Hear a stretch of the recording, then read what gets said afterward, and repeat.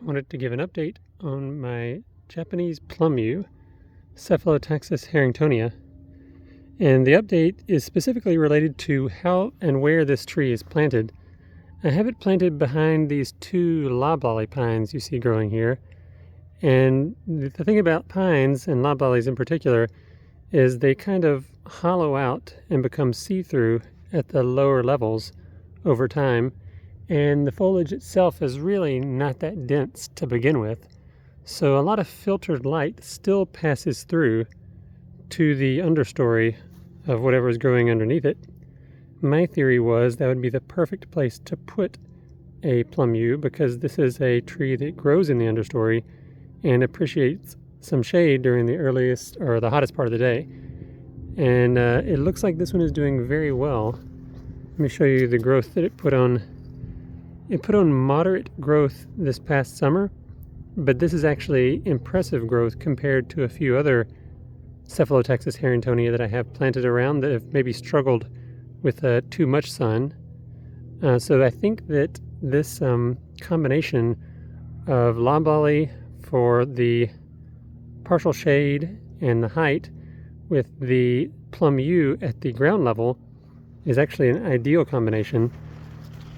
So that's why I would recommend using it for this situation. And anywhere where you might have used a hemlock in the past, but you can't use it anymore because of the hemlock woolly adelgid, that would be an ideal place to try the Japanese Plum Yew instead.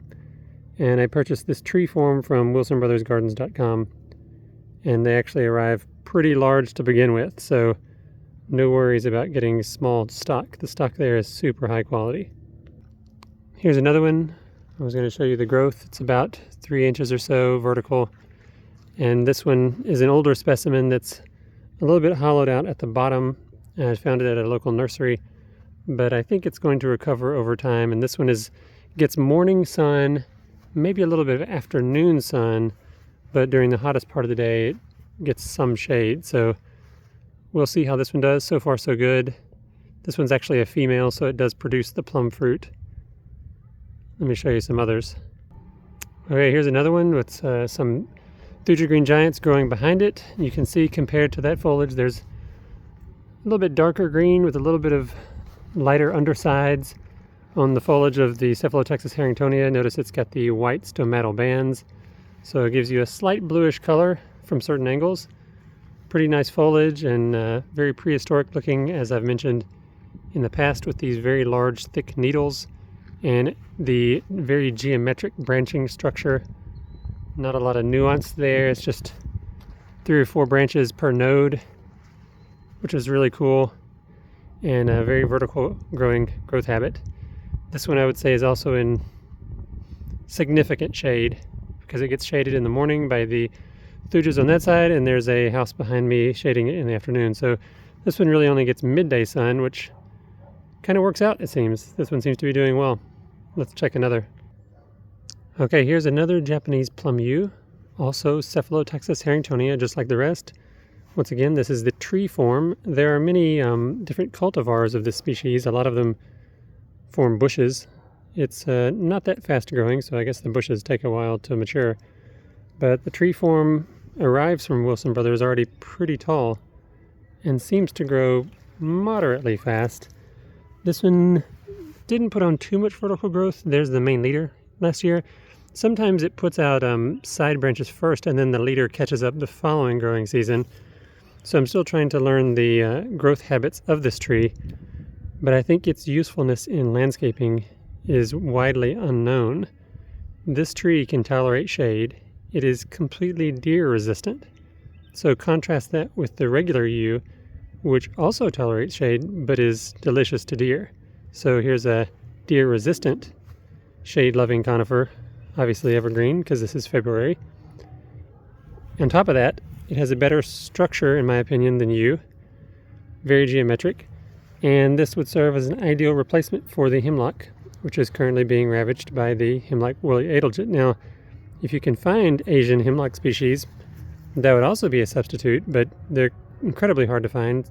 In contrast, you can find this tree form of cephalotaxus relatively easily online. So I'm pretty invested in it. As you see, I have 4 of them, thinking about getting another one just because there are so many locations around the house and around other trees where they create a significant amount of shade during the day, and I want something that can tolerate that and also tolerate the cold. Also evergreen, tolerates heat, tolerates all kinds of soil, has fairly strong roots, and the cephalotaxus harringtonia just checks all of those boxes. It is native to Japan, as the name Japanese Plum Yew would suggest, and mainly grows on the forest floor of deciduous forests. So if you happen to have deciduous trees that are casting shade and you want an understory evergreen to grow there, this would be another great option. As for how big it gets eventually, they can get large over a long period of time, but I think I'll probably be dead before this one reaches anything like 30 feet or something. It's not that fast growing.